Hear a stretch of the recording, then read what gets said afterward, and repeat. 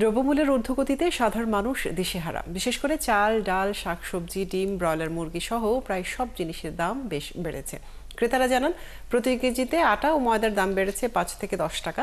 মসুর ডালের দামও বাড়তি, সরবরাহ বাড়লেও দাম কমেনি সবজির। সপ্তাহের ব্যবধানে চাষের মাছের দাম বেড়েছে 20 থেকে 30 টাকা। চড়া ইলিশের দামও। সিন্ডিকেট এবং মজুতদারির কারণে পণ্যের দাম বাড়ছে। সরকারের পক্ষ থেকে বাজার নিয়ন্ত্রণে যথাযথ পদক্ষেপ না নেওয়ায় এই পরিস্থিতি আরো খারাপ হচ্ছে। আমরা এই মুহূর্তে চট্টগ্রামের বাজার দর জানবো। আমাদের সাথে যুক্ত হয়েছেন সহকর্মী প্রণবেশ চক্রবর্তী।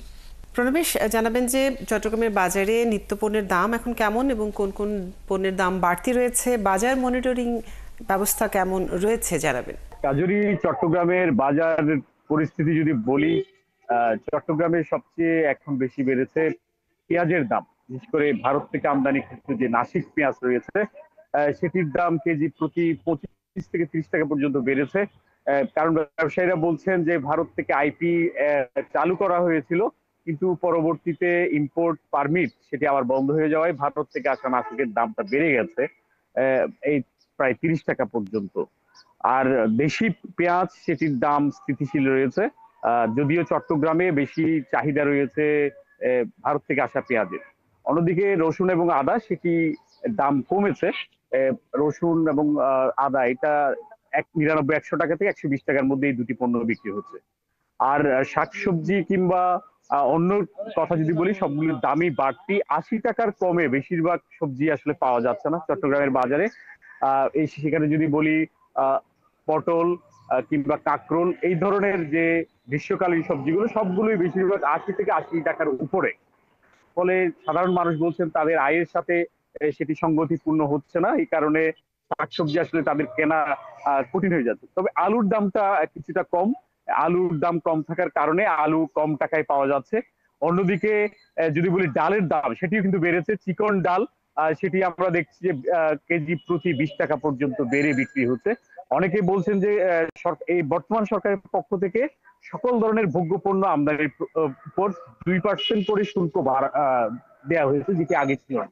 শুল্ক বাড়ানোর কারণে বাইরে থেকে ডাল জাতীয় যে সব পণ্য সেটি কম আসছে এবং এটি আনতে খরচ বেশি পড়ছে। এই কারণে তারা বলছেন চিকন ডাল, বিশেষ করে যেটা নেপাল কিংবা ইন্ডিয়া থেকে আসছে, সেটির দাম বেড়েছে।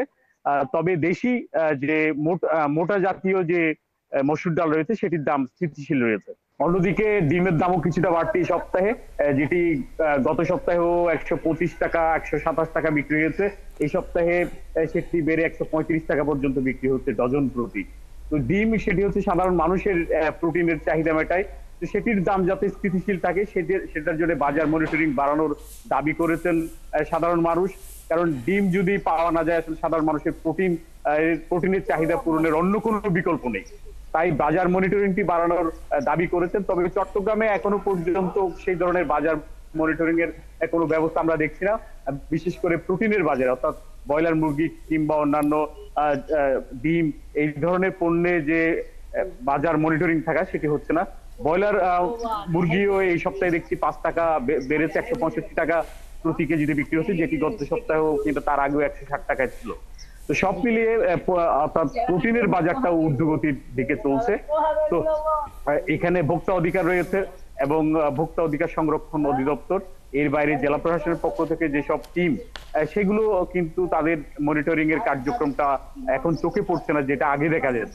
ফলে সাধারণ ভোক্তাদের দাবি হচ্ছে যে এই বাজার মনিটরিং গুলো নিয়মিত করা এবং যাতে পণ্যের দাম ঊর্ধ্বমুখী না থাকে সেই ব্যবস্থা নেওয়া। পণ্যের দাম নিয়ন্ত্রণে বাজার মনিটরিং এর উপর জোর দিয়েছেন ক্রেতারা। প্রণবেশ, আপনাকে অনেক ধন্যবাদ যুক্ত থাকার জন্য। দর্শক, চট্টগ্রামের বাজার দর জানাচ্ছিলেন আমাদের সহকর্মী।